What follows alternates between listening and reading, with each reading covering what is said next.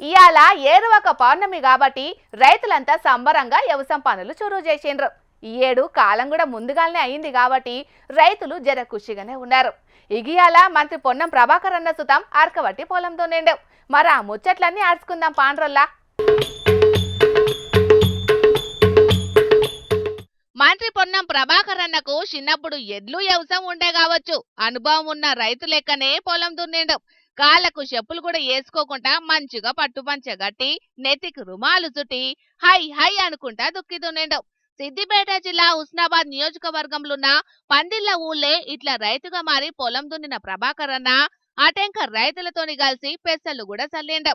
ఇక వ్యవసాయం పనులు చేసినాక మాట్లాడుకుంటా నేను రైతులకు 2 చేతులు జోడించి విజ్ఞప్తి చేస్తా ఉన్నాను. తప్పకుండా ఒక గుంట కూడా బీడు లేకుండా ఆ స్థలానికి అనుగుణంగా పంటే పంటల్ని, అది మీరు మొక్కజొన్న వేస్తారా, పెసర్లు వేస్తారా, లేకపోతే ఆయిల్ ఫామ్ పెడతారా, లేకపోతే ఇంకొక రకమైనటువంటి పెడతారా, కానీ ఎక్కడ కూడా ఒక గుంట ఖాళీ జాగా లేకుండా ఏదో ఒక ఉత్పత్తికి సంబంధించి మీకున్నటువంటి చిన్న పెట్టుబడుల్లోనైనా ప్రభుత్వం ఇచ్చే సహకారంతో వ్యక్తిగతంగానో మద్దతుతోటో స్థలాన్ని కూడా ఎక్కడ ఖాళీ జాగా బీడుబడి ఉండకుండా చూసుకోవాల్సిందే ఈ సందర్భంగా నేను కోరుతాను. ప్రభుత్వ లక్ష్యము ఆలోచన అది.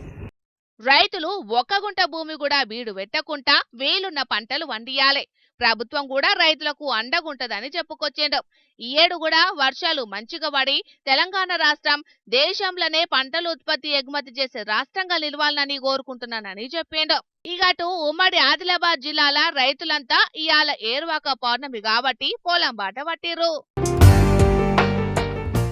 రైతులు ఆరుగాలం కష్టపడి పంటలు వండిస్తున్నారు కానీ కాలం ఎక్కువైనా తక్కువైనా రైతులు చాలా నష్టపోవాల్సి వస్తున్నది. ఇగటు సెంటర్ సర్కారు రాష్ట్ర సర్కారు రైతులకు ఎంతో చేస్తున్నామన్నట్లు చెప్తున్నాయి కానీ రైతులు మాత్రం ప్రతి ఏడు అప్పుల పాలే అవుతున్నారని బాధపడుతున్నారు కొందరు రైతులు. ఈ సంవత్సరం ఖరీఫ్ ఏరువాక పౌర్ణమి నాడు పంట మొదలు పెట్టడం జరుగుతుంది.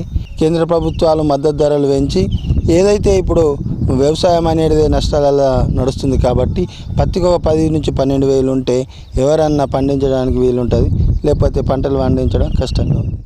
మద్దతు ధరలు ఇంకా కూడా పెంచి రైతులకు గిట్టుబాటు అయ్యేటట్టు చూడాలి. విత్తనాల రేట్లు, మందుల రేట్లు, కూలీల రేట్లు అడ్డగోలుగా పెరుగుతున్నాయి కానీ మద్దతు ధర మాత్రం అంతంత మాత్రమే పెంచేటాలకు రైతులకు ఏం ఫాయిదా లేకుండా పోతున్నదని అంటున్నారు. ప్రభుత్వాలు చెప్తున్నట్టు రైతును రాజుగా చెయ్యకుండా మంచిదే గాని కనీసం అప్పుల పాలై ప్రాణాలు తీసుకోకుంటానన్నా చూడుండ్రని అంటున్నారు.